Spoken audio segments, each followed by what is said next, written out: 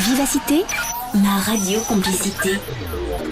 Sur Vivacité, la vie du bon côté avec Sylvie Honoré. Bonjour à tous et bienvenue. Nous sommes le 11 octobre. Croyez-vous au hasard ou bien interprétez-vous certains événements de votre vie comme des coïncidences? À 35 ans, Marie-Luce, notre invitée d'aujourd'hui, Marie-Luce Doche, vit des événements répétitifs et très douloureux. Les similitudes lui font penser que la vie lui envoie des signes. Elle ressent que la compréhension de tous ces événements va l'aider à s'en sortir. Elle découvre alors son chemin de vie, sa mission.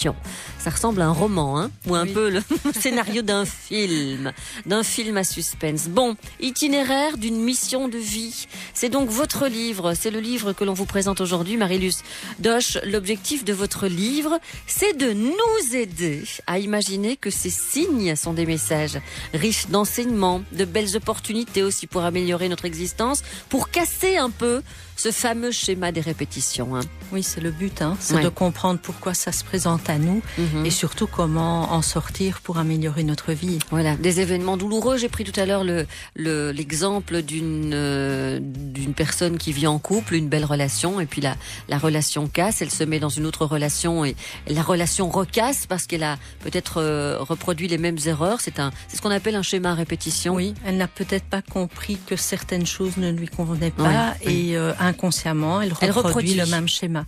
Oui. Et le but du livre, c'est justement de comprendre qu'on peut à un moment donné prendre un peu de recul, après avoir accusé la difficulté, prendre un peu de recul et comprendre ce qu'on peut transformer au travers de ça. Ouais, c'est ce que vous avez fait, de prendre du recul, bien sûr, puisque vous parlez de vous aussi dans ce livre, et j'ai appris à vous connaître, évidemment, puisque vous parlez de cette obstination d'enfanter, puisque c'était votre sens de vie, c'était le sens de votre vie, c'était votre mission de vie. C'est la mission que vous vous étiez fixée pour exister. C'est ça. C'était votre raison d'exister, d'avoir un enfant. Depuis que j'étais jeune, c'était ça. Moi, quand je serai grande, j'aurai une famille, des enfants, je serai une super mère au foyer. C'était le but de ma vie. Et la vie en décide autrement. Oui, complètement. Les enfants ne viennent pas, donc les enfants ne sont pas viables chez moi. C'est médical. C'est médical, donc à un moment donné, les médecins m'ont conseillé d'arrêter parce que à chaque fois c'était une souffrance et m'ont orienté vers l'adoption, ce que j'ai fait à l'époque. Et puis après, j'ai fait évidemment une grosse dépression parce que c'est jamais facile de ne pas mener à terme une grossesse.